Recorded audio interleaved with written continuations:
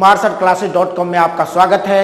मैं आदित्य कुमार सर आज आपको बताने जा रहा हूं जो क्लास 12th में बोर्ड में सीबीएसई में कैसे 100 में 100 मार्क्स लाया जा सकता है। आज को आपको मैं उस टेक्निक से वाकिफ कराने जा रहा हूं जिसमें बच्चे बहुत कम पढ़ करके बहुत ज़्यादा आउटपुट लाते हैं, क्योंकि ज़्यादातर बच्चे को यही नहीं मालूम रहता है जो पढ़ना क्या है। कितना पढ़े ये मायने नहीं रखता है, मायने ये रखता है जो आप क्या पढ़ें और कैसे पढ़ें।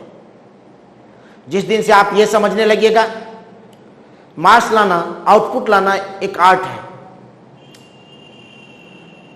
आप बहुत ज़्यादा पढ़ते हैं, बहुत ज़्यादा नॉलेज होगा, लेकिन बहुत ज़्यादा मार्क्स नहीं आएंगे।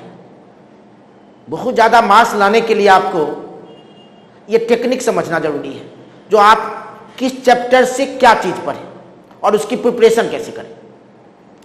आज मैं इस सिलेबस का क्लास 12th के केमिस्ट्री के सिलेबस पर आपको नज़र डालना चाहता हूं, जो आप उस पर देखिए जो किस चैप्टर में आपको क्या पढ़ना है। केमिस्ट्री में टोटल 16 चैप्टर है। इसको आप 5 पार्ट में डिवाइड कर लीजिए। पांचों पार्ट की अपनी अपनी एक खासियत है। पहले पार्ट में 4 चैप्टर हैं। पहला सॉलिड स्टेट, दूसरा सॉल्यूशन, तीसरा इलेक्ट्रोकेमिस्ट्री और चौथा केमिकल काइनेटिक्स। ये चारों चैप्टर बोर्ड में 19 मार्क्स के हैं और इसमें आपको 4 क्वेश्चन आएंगे, 4 तरह के क्वेश्चन। आपको किस पार्ट पर ज्यादा फोकस करना है ये समझना है। 4 क्वेश्चन। पहला numerical, conceptual, derivation and graph. इस चारों में सबसे ज्यादा वेटेज होती है न्यूमेरिकल की। ये 10 to 12 मार्क्स और ये 7 to 9 मार्क्स। आपको ये चारों चैप्टर से एक एक न्यूमेरिकल आएंगे बोर्ड में।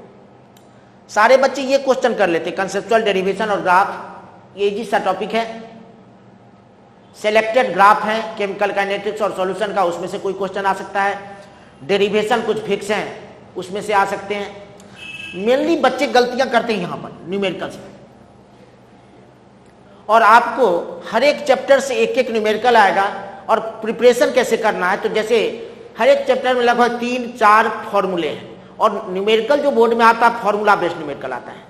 आप एक फॉर्मूला लिखिए, उसके नीचे 2 क्वेश्चन कीजिए।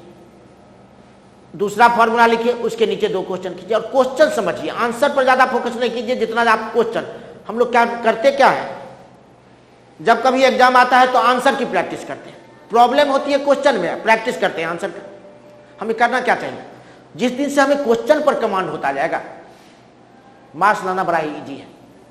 एक ही न्यूमेरिकल हम क्यों नहीं करें, लेकिन हम क्वेश्चन में गिवन क्या है ये समझना है।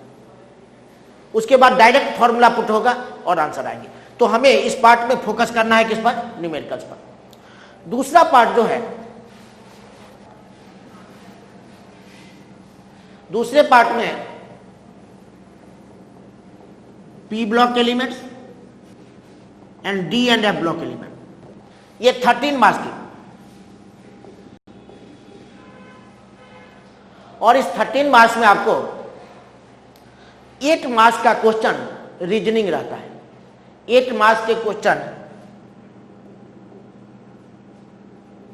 रीजनिंग,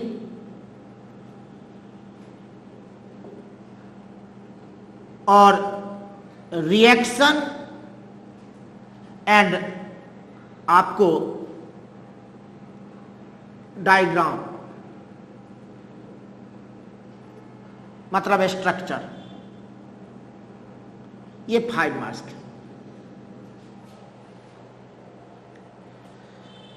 रिएक्शन पी ब्लॉक में जैसे बहुत ज्यादा रिएक्शन है, कैसे रिएक्शन की प्रिपरेशन करें।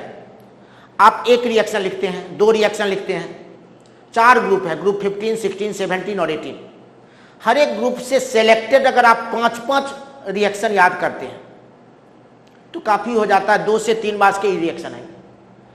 टोटल 13 to 15 स्ट्रक्चर है, जैसे PCl5 का, SF6 का, XCF2 का, उसको आप एक पेज पर बना लीजिए और बार बार उसी की प्रैक्टिस आप कीजिए, तो ये मास इजी आ जाता है। दिक्कत होती है बच्चों को कहां पर? ये रीजनिंग में, क्योंकि यहां पर हर एक क्वेश्चन का आंसर एक ही जैसा लगता रहता है। जब तक आपको कंसेप्ट क्लियर नहीं रहेंगे, एक एक कंसेप्ट पर कई हजारों क्वेश्चन बन जाता है। जैसे एक छोटा सा एग्जांपल आपने 11th में पढ़ा होगा, 12th में भी पढ़े होंगे, इनर्ट पेयर इफेक्ट। एक इनर्ट पेयर इफेक्ट पर कम से कम 5000 से ऊपर के क्वेश्चन बनेगा। उतना क्वेश्चन रटना किसी के बस की बात नहीं है। आप देखिएगा जो बुक सब रिफ्रेशर सब आ रही है, प्रदीप हो गया, ABC हो गई, टुगेदर हो गया, यूलैक, ये सब की मोटाई हर एक साल बढ़ती जा रही है, क्योंकि नए नए क्वेश्चन ऐड होते जा रहे हैं।